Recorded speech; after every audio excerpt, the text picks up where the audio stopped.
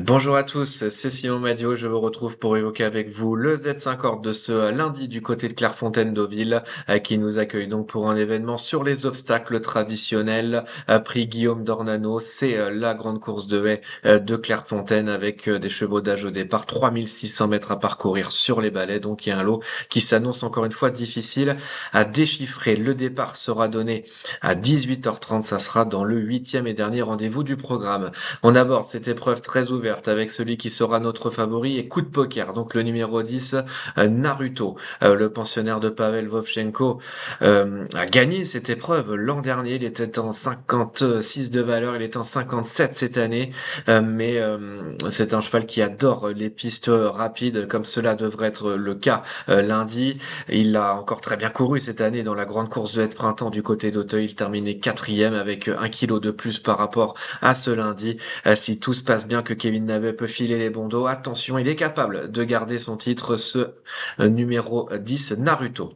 En deuxième position, le numéro 4, Hasta la Pasta, qui n'a pas encore gagné depuis son arrivée en France, mais le cheval de Nathan Vergne enchaîne les podiums. Il vient de prouver par 2 fois son aptitude à la piste de Clairefontaine. Même s'il porte du poids pour son premier handicap, c'est un cheval qui est plutôt porteur, donc a priori il ne devrait pas y avoir de souci à ce niveau-là, avec un bon parcours. C'est là un très bon point d'appui pour le podium. En troisième position, le numéro 3, Rock'n'Roll. Attention à ce pensionnaire de Michael Serror, qui sait toujours très bien terminer ses parcours. Il arrive avec beaucoup de fraîcheur sur cette épreuve. Il se retrouve désormais plutôt bien placé sur l'échelle des valeurs. Clairefontaine, ça lui convient. Si la course est suffisamment rythmée, il pourrait en dépasser plus d'un dans la ligne droite et venir jouer un très bon rôle. En quatrième position, le numéro 11, Nadura, qui est vraiment bluffante cette année. Et cet été surtout, elle a gagné pour ses 2 sorties de l'été sur la piste de Clairefontaine, dans une classe 3 puis dans une classe 1. Alors oui, elle va porter plus de poids, oui, elle va retrouver les handicaps à une valeur un petit peu moins intéressante que lors de ses dernières sorties dans les courses à condition, mais ses limites du moment sont tout simplement difficiles à cerner. Avec un bon parcours et un jockey qui semble bien s'entendre avec elle, eh bien on est obligé de s'en méfier de ce numéro 11, Nadura.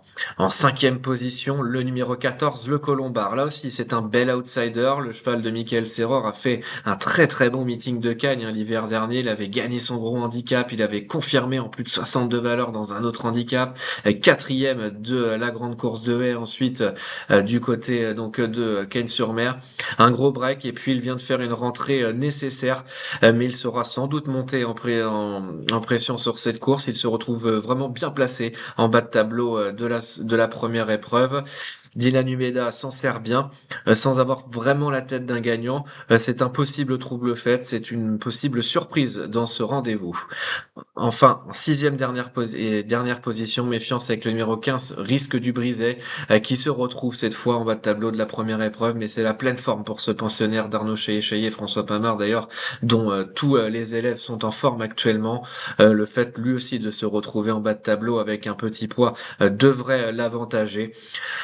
Sans avoir de marge, le cheval est clairement en mesure de venir jouer un rôle intéressant. Et puis en cas de non partant, méfiance peut-être avec le numéro 5, Pink Persévérance, qui a vraiment trouvé sa voie là ces dernières semaines dans les handicaps. Elle enchaîne les bonnes performances. Elle est désormais plus haut en valeur, plus haute en valeur. Est-ce qu'il y a beaucoup de marge? Non, certainement, mais avec un bon parcours, la pensionnaire de Michael Serror pourrait encore une fois rentrer dans la bonne combinaison. On récapitule donc avec en tête notre coup de poker, le numéro 10, Naruto, puis le numéro 4, Hasta la Pasta, qui est sans doute le bon point d'appui de cette épreuve, le 3, Rock'n'Roll, le numéro 11, Nadura, un autre bel outsider, le numéro 14, le Colombard, puis le 15, Risque du Brisé, et en cas de non partant, le numéro 5, Pink Persévérance, en chiffres 10, 4, 3, 11, 14, 15 et le numéro 5. Pour les repérer, on reste dans un premier temps en Réunion 1, du côté de Clairefontaine-Deauville, avec tout d'abord le 403, Albertine, qui vient de faire des débuts tonitruants sur cette piste. Elle a longtemps attendu et puis elle a fini en trombe pour s'imposer facilement. Elle va retrouver Close of Gold aujourd'hui, mais avec Un bon parcours, elle doit être en mesure de confirmer et peut-être garder son invincibilité sur les balais.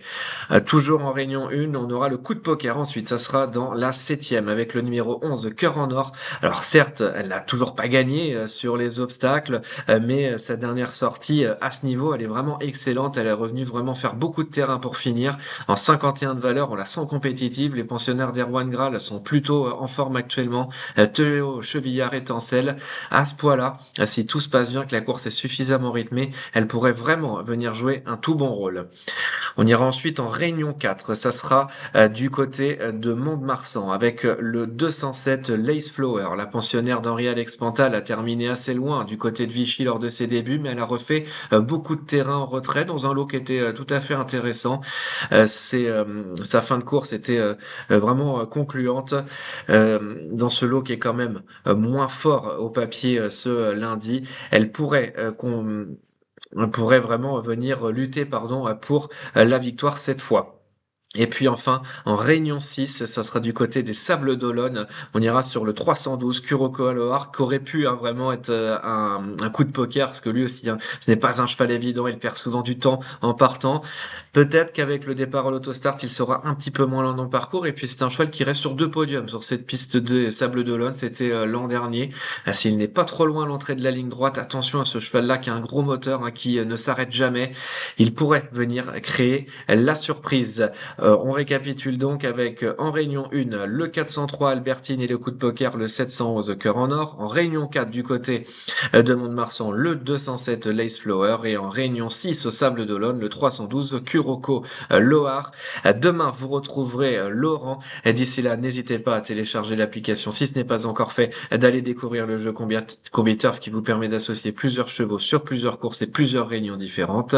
N'hésitez pas non plus à vous abonner à la chaîne YouTube pour recevoir chaque jour nos pronostics en 6. N'oubliez pas qu'avec The Turf, le jeu doit rester responsable. Vous retrouverez toutes les mentions légales en bas de votre écran. Et surtout, n'oubliez pas qu'avec The Turf, ça va aller.